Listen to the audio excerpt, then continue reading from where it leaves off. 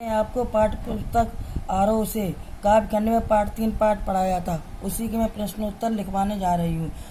प्रश्न 1, नीचे लिखे काव्यांश को ध्यानपूर्वक पढ़कर पूछे गए प्रश्नों के उत्तर लिखिए। काव्यांश, प्रचंड नूतन वेश बनाकर रंग बिरंग निराला रब के सम्मुख थिरक रही है नम्य बारिशमाला।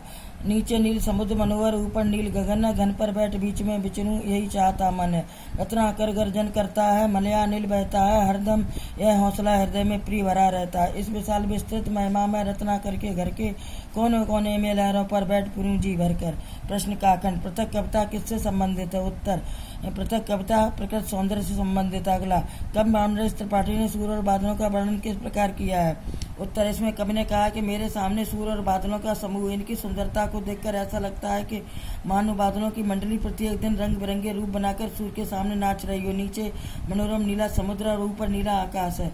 अगला क्वेश्चन, समुद्र और हवाओं का वर्णन कवि ने किस प्रकार किया है? इसमें कवि ने कहा कि पथिक रास्तागीर सागर के किनारे खड़ा है, सामने सूर्य निकल रहा है, सुगंधित हवाएं चल रही, समुद्र गर्जन कर रहा है जो अत्यधिक सुंदर लग रहा है। अगला क्वेश्चन, थरक, बारिदमाला, रत्नाकर और मलयानिल शब्दों का अर्थ लिखें।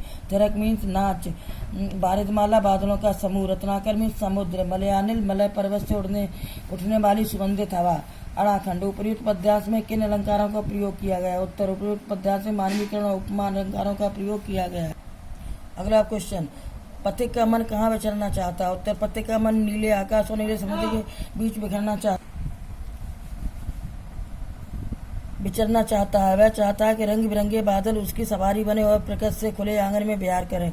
अगला क्वेश्चन, सूर्योदय वर्णन के लिए किस तरह के बिंबों का प्रयोग हुआ? उत्तर, सूर्योदय वर्णन के लिए कवि ने कल्पना की समुद्र के तट पर दिखने वाला आधा सूर्य मानो लक्ष्मी के मंदिर का उज्जवल कंगूरा है। समुद्र पर फैली लाली मानो लक्ष्मी का मंदिर है। सूर्य की रश्मियों से बनी चौड़ी उजली रेखा मानो लक्ष्मी के स्वागत के लिए बनाई गई सुनहरी सड़क है। ये तीनों काल्पनिक किंतु चाक्षुष बिंब है। प्रश्न 3, आशय स्पष्ट करें।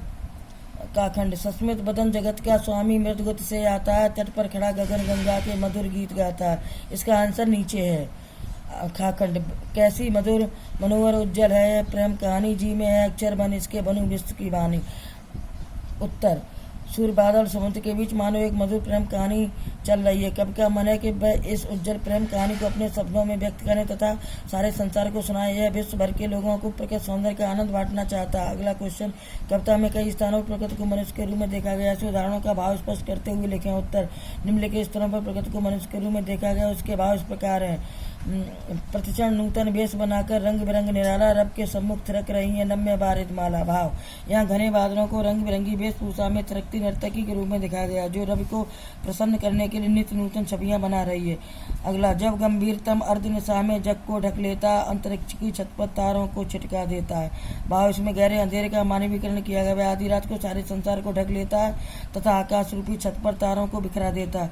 अगला, सस्मित बदन जगत का स्वामी मृदगत से आता है, तट पर खड़ा गगन गंगा के मधुर गीत गाता है।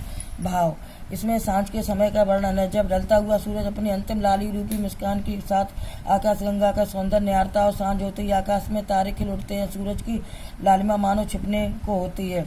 अगला, उसमें ही विमुक्त हो नम्य चंद्र वेश देता है, वृक्ष विविध पत्तों पुष्पों से तन को सज लेता है, फूल सांस लेकर सुख की सानंद महक उठते हैं। भाव, इसमें चंद्रमा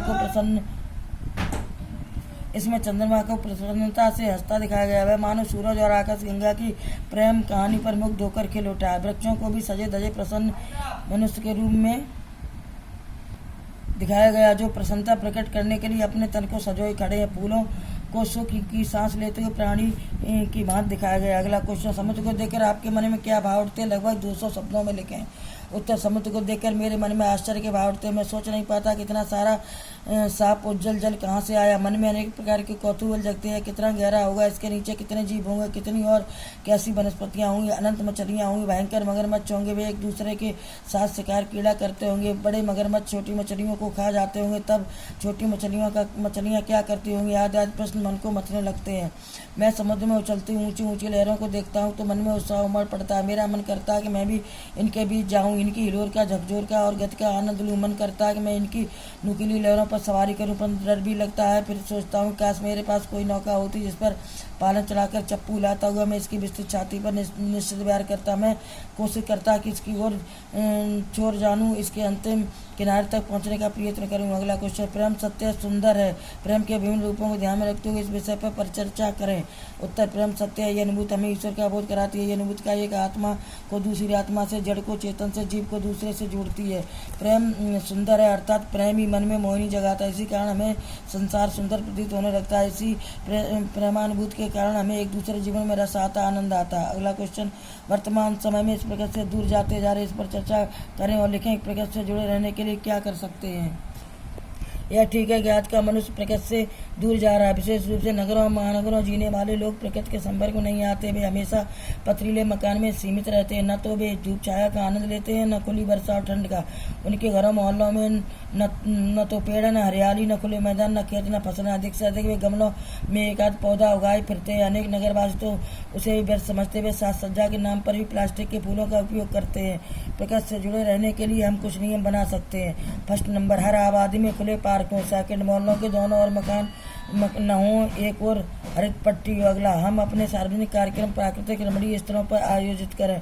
अगला नंबर, हम वृक्ष उगाने की ओर ध्यान दें। अगला नंबर, स्कूल के बच्चों से पौधे उगवाएं, उन्हें पिकनिक स्थलों पर ले जाकर प्रकृति की धूप छाया के आनंद से परिचित कराएं आदि आदि। बच्चों, पाठ पूरा हुआ। प्रश्नोत्तर पूरे हुए, लिखें।